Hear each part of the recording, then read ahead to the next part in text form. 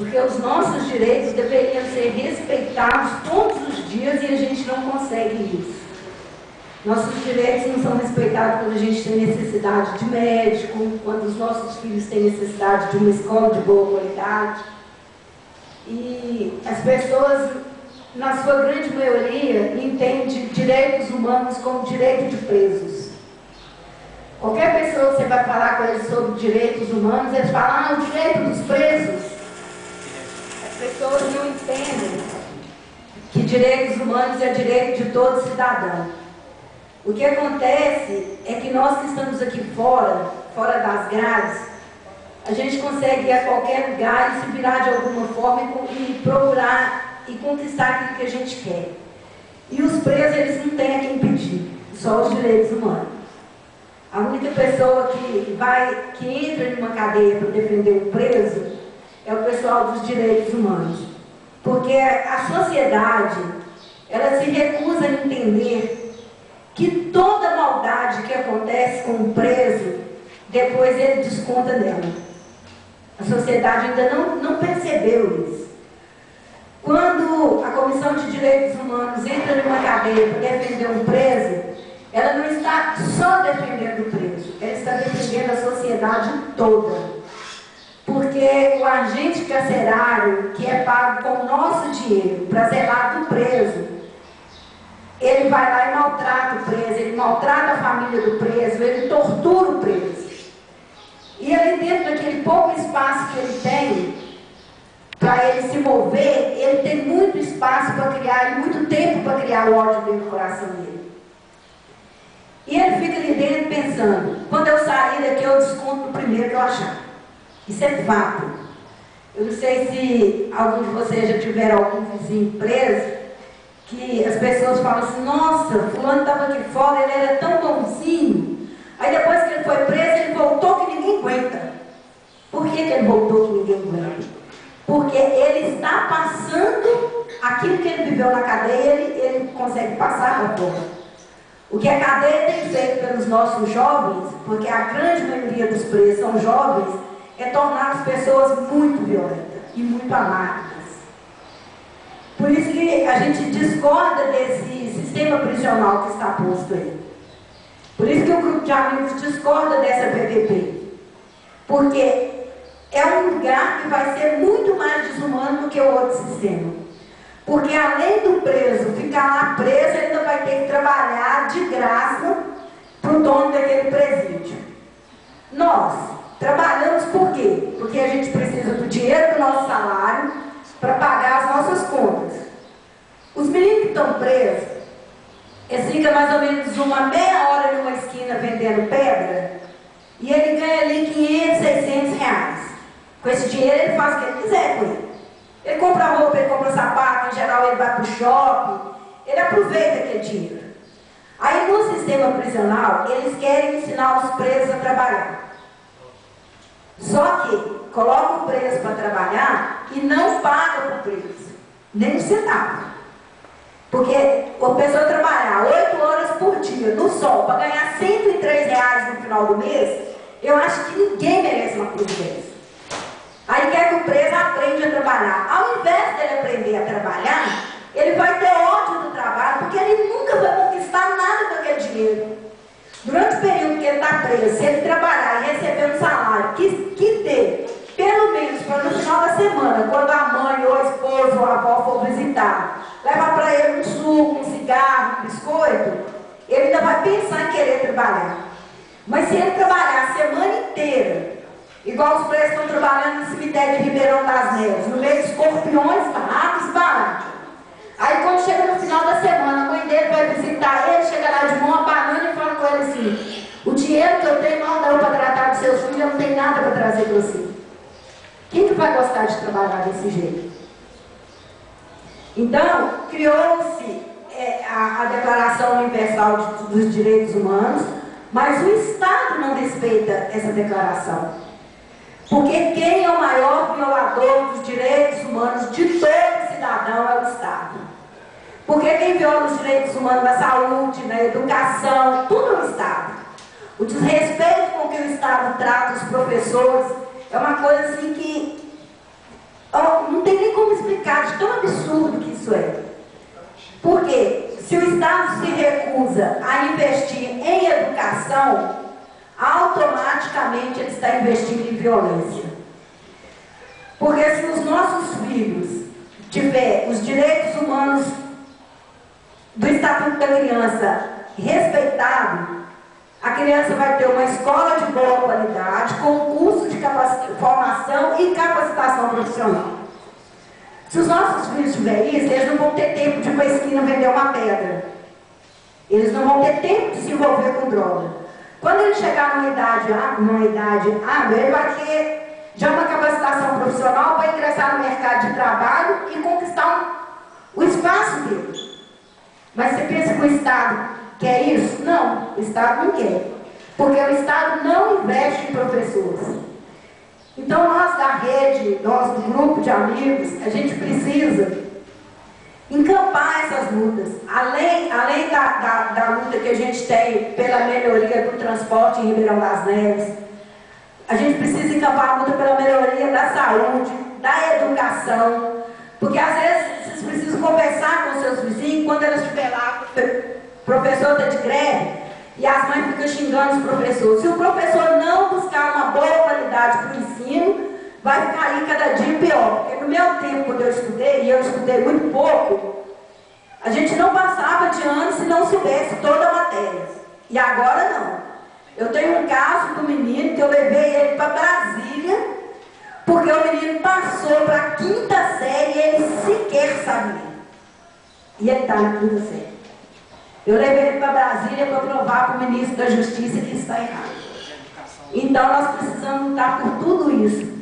Quando diz direitos humanos, é o direito de todos nós, é o direito que nós temos alimentação, é o direito que a gente tem de ter um trabalho digno, é o direito que a gente tem de não querer que o governo nos dê uma cesta básica no final do mês, é o direito que a gente tem de querer que o governo dê incentivo às indústrias, para as indústrias dar emprego para nós e para os nossos filhos, para a gente se manter com o nosso salário. Porque na Bíblia diz que digno é o homem que come o suor do seu rosto. Se a gente não tiver trabalho, a gente não tem essa dignidade. Então, quando fala em direitos humanos, a gente tem que pensar em tudo isso. E pensar que quando o preso clama pelos direitos humanos é porque é a única opção que ele tem. É a única opção que ele tem. Eu sei de muita gente que não gosta de mim. Essa mulher é louca, se é amiga justo de preso, tanta coisa para ela fazer, ela vai ser amiga de preso. Pois é, mas eu vou ser bem rápida e contar para vocês por que eu me tornei amiga de preso. Uma vez eu estava sentada na casa, vendo televisão. Passou uma rebelião lá na penitenciária Nelson Lia. Passou a mãe dos presos lá chorando, gritando, falando, e eu sentada lá na minha casa. Meus filhos são todos estudados, meu filho mais novo já estava fazendo um curso de informática. E passou aquela senhora, uma senhora loura, até simpática, chorando, gritando, que queria saber do filho dela. E eu fiquei lá rindo no sofá, assim, como se fosse aquilo, fosse uma coisa muito bonita. Pensando comigo assim, pois é. Na hora que o filho dela estava lá roubando, matando, assaltando, onde que ela estava? Eu pensei nisso. E cheguei a comentar com a minha filha. Enquanto eu estava ali, que eu achava que meu filho estava lá na faculdade estudando, ele estava na rua roubando. E eu achava que ele estava na faculdade. Aí eu me perguntei onde eu estava quando meu filho estava roubando. Eu levanto todo dia muito cedo para trabalhar. Eu levanto às 5 horas da manhã. Todo mundo lá no meu bairro me chama de Dona Tereza. O dia que eu fui fazer um cadastro na penitenciária para visitar meu filho, eu fui chamada de vagabunda. Aquilo me doeu profundamente. Mas eu saí dali naquele dia determinada que eu ia mudar aquela história. Eu saí dali determinada. Falei com a gente que me atendeu. Falei, olha aqui, se você está aí trabalhando é porque eu te pago. É com o meu imposto que paga o seu salário. Mas eu vou tirar você desse carro, porque você não é digno de ocupar. Falei para ele, você não é digno de ocupar esse carro. E aí nós começamos a luta. E as pessoas que pensam que o grupo de amigos passa a mão em cabeça de preso, não passa não. Primeiro, nós não atuamos em reincidência.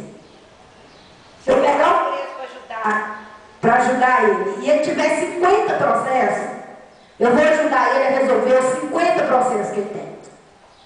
Mas se depois que eu começar a ajudar ele cometer qualquer um delito, eu abandono ele. Eu providencio para ele escola, trabalho. Se ele não tiver lugar de morar, a gente corre atrás e arruma lugar para ele morar. Para ele mudar de vida. Não para ele continuar, porque eu tenho uma equipe de advogado a meu favor, eu vou continuar aprontando. Não vai não. Porque é para mudar de vida. Agora, triste é quando você consegue uma conquista igual nós conseguimos, que foi colocar umas meninas da penitenciária Estevão Pinto para fazer faculdade no Isabela Renner. E agora, no ano de formatura das meninas, nós descobrimos que elas não podem ter... Nossa, mas esse microfone está aqui. Que elas não podem ter o registro delas no...